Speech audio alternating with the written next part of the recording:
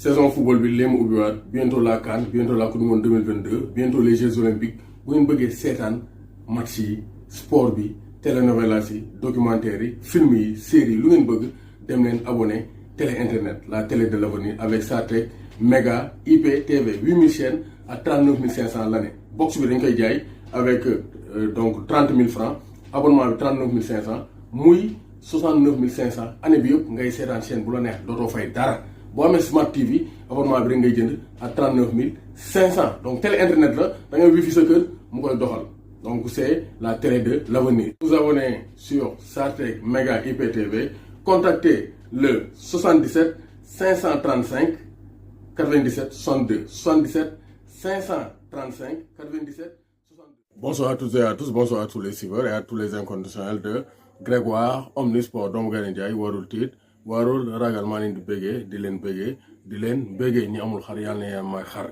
surtout pour les mariés parce que célibataires yi ñoom dañuy consommer rek ay consommateurs lañ même si am na ñu am jom. Donc on va parler donc du football local d'abord. Donc félicitations à Teungueth FC qui a bouclé sa saison avec un match nul face à Pikine 0 but partout. Teungueth FC donc a reçu son trophée de champion du Sénégal. Donc une belle récompense pour les hommes de Youssoupha Dabo qui remportent le premier titre de leur histoire. Donc ça c'est une très bonne nouvelle. Donc hier Stade de Mbour a été battu par Gorée 1 but à 0 et la mauvaise nouvelle est tombée. Donc Stade de Mbour a été relégué après des années dans l'élite.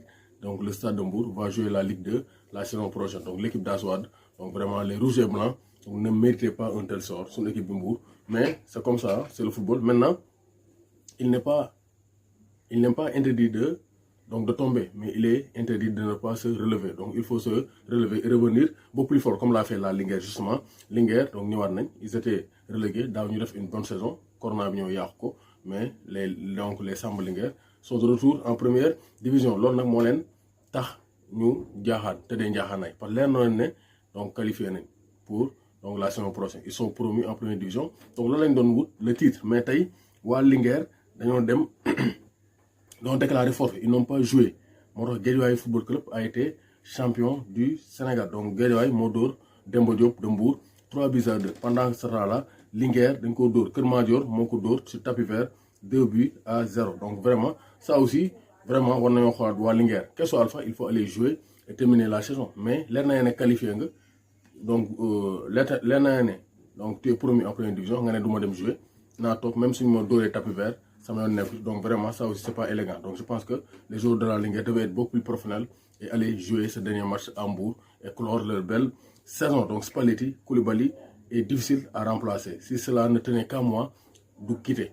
Donc Napoli ils tiennent à Kalidou Koulibaly. Donc Napoli mi nga xam ne match amical 12 le dóor 12 à 0 avec Koulibaly comme capitaine. On a vu Bouna Sarr capitaine, Koulibaly capitaine et on a Idrissa Gana Gueye capitaine. Donc les Sénégalais actuellement donc sont bien partis pour la nouvelle saison. Donc ça c'est très clair. Donc vraiment une belle victoire pour l'équipe de Kalidou Koulibaly, le Napoli 12 à 0 lañ dóor. Donc c'est pour dire que Napoli ils se sont donc promenés, ils sont promenés 12 buts à 0 avec des buts de Elmas, Manolas, donc Lobotka, Tutino, Sissereti, Mathias, avec un tout quadruplé de l'international nigérian Victor Osimhen qui a été exceptionnel. Donc ça c'est très clair. Donc gis nañu aussi Joseph Koto Kosofa Cup.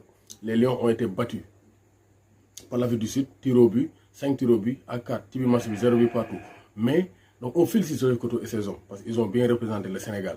Mais il y a une image donc qui est en train de faire le tour du monde et qui a écorné, qui a maculé l'image du football sénégalais. Joseph Koto gars yi di football mu yor ay mbuusu ndox wala ndox di donc di bën ndox mi di donc di ko sotti di ko tuur di tuur ndox parce que marabout moo ko ñoo leen ko digal. Donc maraboutage moom il s'est expliqué, il s'est défendu mais ñëpp xam nañ les gens ne sont pas fous. Xam nañ ne loolu c'est du maraboutage parce que doo gis benn course di jël ay mbuus di toj benn par benn wala di def ay jet d'eau. C'est comme si dañ ko tegtal def ko 7 fois après di nga dugal parce que boobu ñu doon jouer la 81e minute de jeu. Donc vraiment maraboutage yi comme mënuñu ko bàyyi nañ ko def en amont. Teungueth FC demoon nañ fee ñu génn leen ay maraboutage. Je pense que c'est le football professionnel. Les caméras sont partout. Donc ça c'est un scandale et c'est pas la première fois avec Joseph Koto.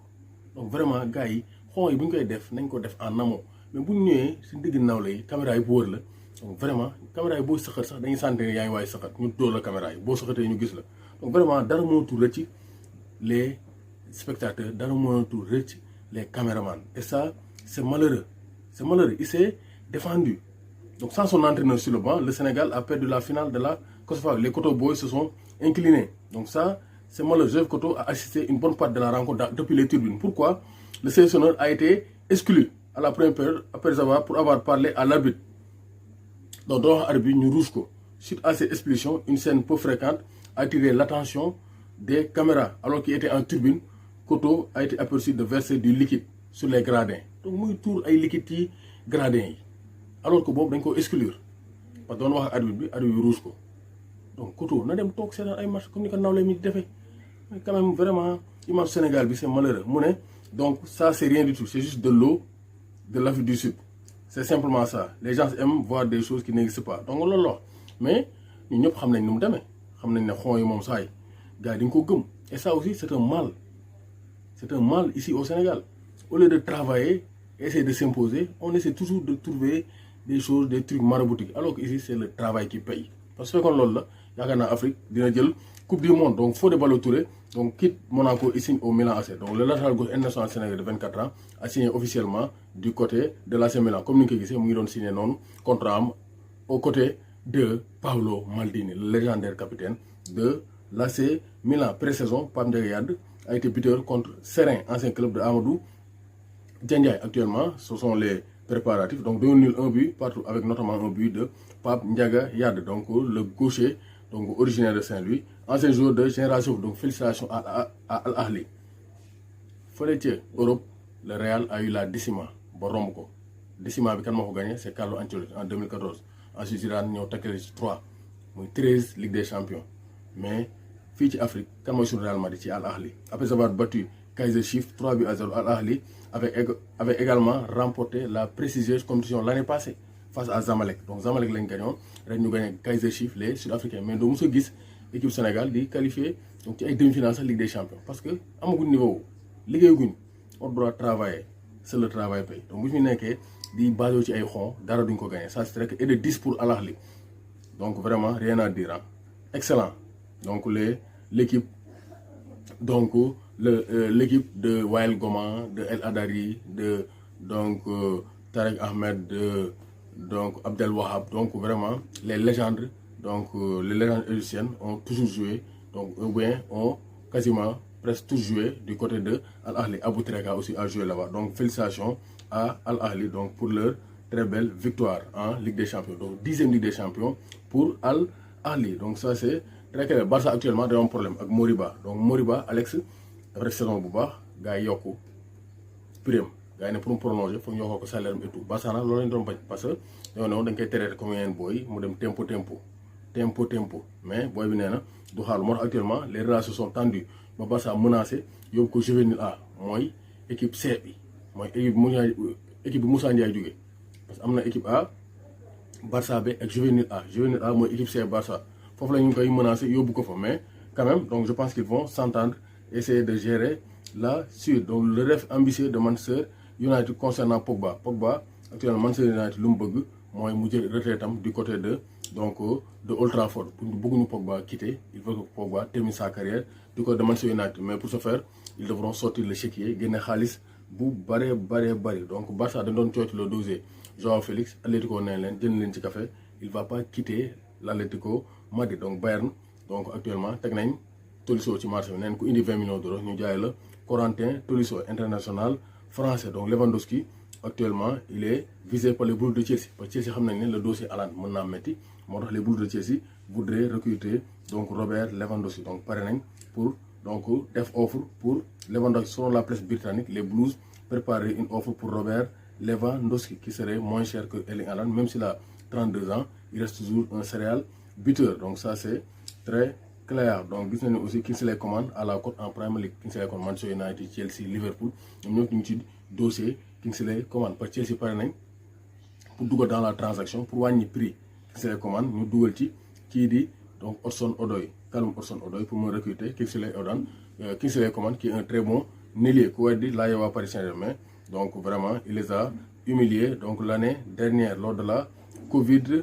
19 lors du Final 8. En tout cas, après avoir vu Jadon Sancho griller la politique à Manchester United, Coman est dans le viseur de City et surtout de Chelsea. Donc, en tout cas, Coman, il y a de fortes chances que vous quittez le Bayern de Munich. Donc, lolo aussi, l'Erna Nagne. Donc, vous avez aussi, donc, donc, Angleterre, Solskjaer ne sait pas si Rashford sera opéré. Rashford actuellement, il a une blessure. Donc, précisez vous, nous avons opéré pour mener normal parce que vous forcez la blessure pour devenir très grave. Donc, là aussi, c'est très clair. Donc, vous avez aussi, Manchester United, Real Madrid a proposé. Parce que United, Real a fait 70 millions d'euros de Varane. United n'est 40. Mais, en même temps, Real n'y bëgg jaay wala al Real Madrid Vinicius Junior parce que Vinicius actuellement donc il ne fait pas plaisir aux Madrilènes parce que attente yi ñuy xaar ci moom donc pour un prodige brésilien gisaguñ ko moo tax donc c'est compliqué donc la situation de Vinicius du côté du Real Madrid donc De Paul prêt à se sacrifier pour l'Atlético Madrid nee na pare na pour sacrifier ay vacances am pour mën a dem l'Atlético Madrid parce que il veut prouver sous les ordres de Cholo Simeone, un ancien international argentin. Ils vont bien se parler parce que c'est deux Argentins qui ont le même profil. Donc Paul Lirola arrivera à l'OM. Donc définitivement 6 mois avec l'Olympique de Marseille, janvier le venir.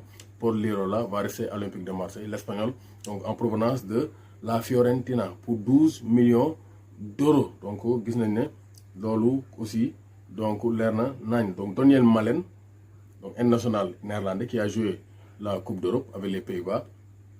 Donc se met d'accord avec Dortmund. Donc il va signer à Dortmund. Donc peut-être Dortmund prépare un éventuel départ de Erling Haaland. Inter Milan donc confirmé son intérêt pour donc Héctor Bellerin, international espagnol d'Arsenal. Donc Sol la clé du mercato de l'Atlético Madrid. Donc Sol Niguez ñu ko assuré ñu ko annoncé du côté du Bayern de Munich temps ñu koy annoncé du côté du FC Barcelone mais ba léegi demagul. Donc il y a de fortes chances aussi que mu quitte loolu aussi leneen nañ. Donc Liverpool ils veulent remplacer Sadio Mané par Jérémy Doku. Parce que soit alpha, un jour ou l'autre, Sadio va quitter Liverpool. Donc, actuellement, donc Liverpool nous le dossier Jérémy Doku pour tel avance. Parce que Doku, avec sa belle prestation avec les Diables Rouges lors de la Coupe d'Europe, donc actuellement, il y a un code bu baax. Motax wa Liverpool dañ cey tel bëgg tek loxo comme ça donc du mëna recc comme ça il pourra prendre la relève de Sadio Mané et ça serait une très belle équipe. Doku a le même profil à peu près avec Sadio Mané, ils ont de petite taille, virevoltant, percutant, puissant.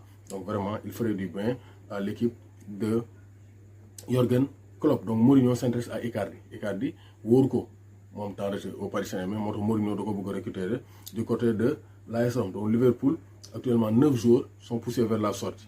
9 joueurs.